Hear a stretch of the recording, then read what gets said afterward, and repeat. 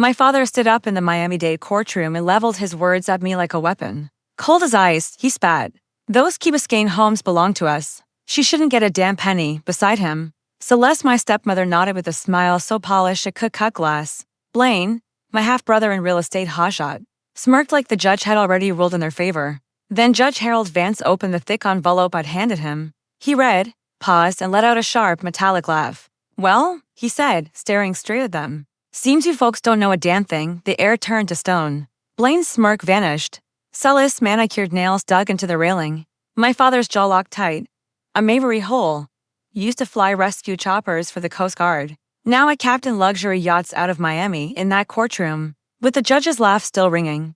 I finally breathed for the first time in months, like my family's hands had been around my throat, and suddenly let go. But that laugh wasn't the start. It was the sound of their lies hitting the courtroom floor, dying in public. The real beginning. My phone buzzing like a fire alarm. The sun hung low and orange over the water that day. I was guiding an 80-foot Sunseeker into Biscayne Bay when I ignored the first 3 calls. By the 5th, I already knew Jackson Memorial Hospital. A doctor in scrubs met me with the kind of look that says everything before words do. Miss Hole, he said quietly, your grandmother, Odette, had a massive stroke this morning. She's gone. I canceled the charter and gunned my boat south like speed could turn back time. 4 hours later, salt crusted on my skin, I tied up at our private dock. The villa loomed dark behind the palm trees, their leaves glowing under the floodlights. The funeral was already over. And there on the terrace, my father turned like he'd been waiting not for me, but for me to realize I was too late. Grant didn't hug me, just raised his whiskey glass like we were at some charity gala. Celeste air kissed my cheeks like I was a distant cousin. The funeral, I said. You buried her without me.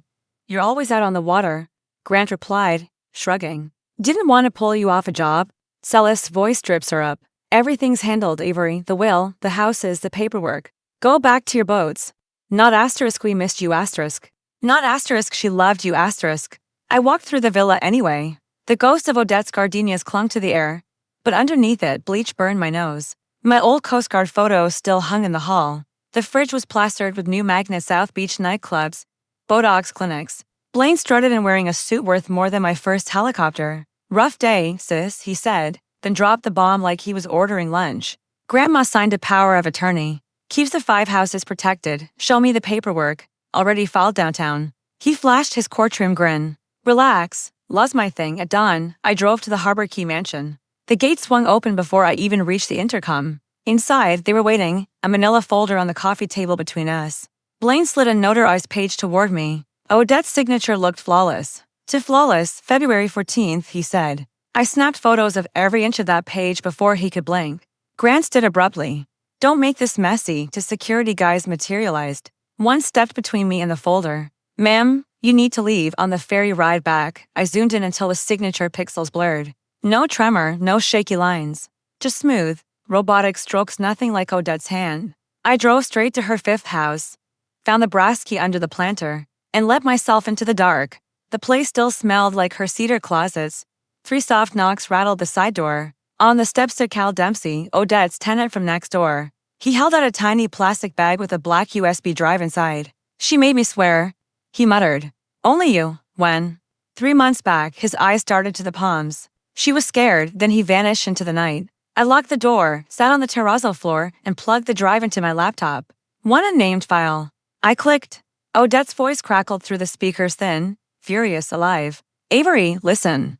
After May, I didn't sign a damn thing on the recording. Blaine rifled through her checks. Celeste watched like a hawk. I changed my will with Marina Reyes and Brickell, Odette's voice insisted. When it ended, I wiped my face and backed out the file, then hid the drive inside a hollow table leg. Marina listened to the recording once, then shoved a folder at me. Blaine drafted that February power of attorney, she said. Forensics confirms the signature's traced.